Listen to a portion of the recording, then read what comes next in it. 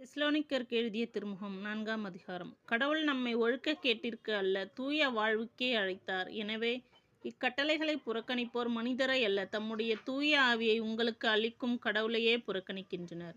சகோதர அன்பை பற்றி உங்களுக்கு எழுத வேண்டிய தேவையில்லை. ஏனெனில் ஒருவருக்கொருவர் அன்பு செலுத்த கடவுளிடமிருந்து நீங்களே கற்றுக்கொண்டவர்களாய் இருக்கிறீர்கள். உண்மையிலேயே நீங்கள் மாசிதோனியாவில் உள்ள சகோதரர் சகோதரிகள் அனைவரிடமும் அன்பு செலுத்தி வருகிறீர்கள். அன்பர்களே, இதில் இன்னும் முன்னேற வேண்டுமென்று உங்களிடம் கேட்டுக்கொள்கிறோம்.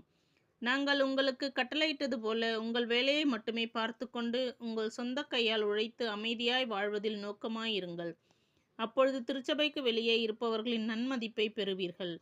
பிறர் கையை நம்பாதபடி வாழ்வீர்கள்.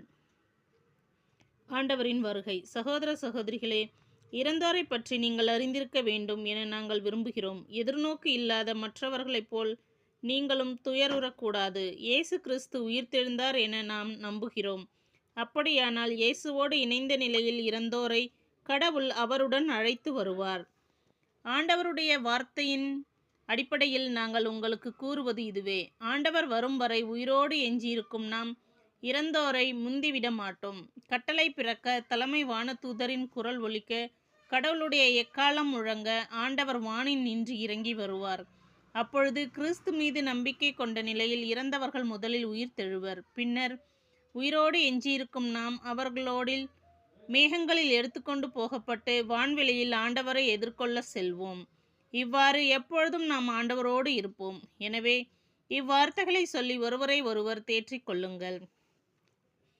5ஆம் அதிகாரம். சகோதர சகோதரிகளே, இவை நடக்கும் காலங்களையும் நேரங்களையும் குறித்து உங்களுக்கு எழுத தேவையில்லை. ஏனெனில் திருடன் இருவில் வருவது போல் ஆண்டவருடைய நாள் வரும் என்பதை நீங்களே திண்ணமாய் தெரிந்திருக்கிறீர்கள். எங்கும் அமைதி, ஆபத்து இல்லை என்று மக்கள் கூறிக்கொண்டிருக்கும் பொழுது கருவுற்றிருப்பவருக்கு வேதனை வருவது போல திடீரென அவர்களுக்கு அழிவு வரும். யாரும் தப்பித்து கொள்ள இயலாது. ஆனால் அன்பர்களே, நீங்கள் இருளில் நடப்பவர்கள் அல்ல. ஆகவே அந்த நாள் திருடனைப் போல் உங்களுக்கு வராது. நீங்கள் எல்லோரும் ஒளியை சார்ந்தவர்கள், பகலில் நடப்பவர்கள். நாம் இரவையோ இருளையோ சார்ந்தவர் அல்ல. ஆகவே மற்றவர்களைப் போல் நாமும் உறங்கலாகாது. விழிப்போடும் அறிவு தெளிவோடும் இருப்போம்.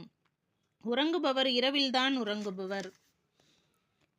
குடிவெறியர் இரவில்தான் குடிபோதையில் இருப்பர். ஆனால் பகலை சார்ந்த நாம் அறிவு தெளிவோடு இருப்போம். நம்பிக்கையையும் அன்பையும் மார்பு கவசமாகவும் மீட்பு பெறுவோம் என்னும் எதிர்நோக்கத்தை தலைச்சீராகவும் அணிந்து கொள்வோம். ஏனெனில் கடவுள் நம்மை தம் சினத்துக்கு ஆளாவதற்கு அல்ல, நம் ஆண்டவர் இயேசு கிறிஸ்து வழியாக மீட்பு அடையவே ஏற்படுத்தியுள்ளார்.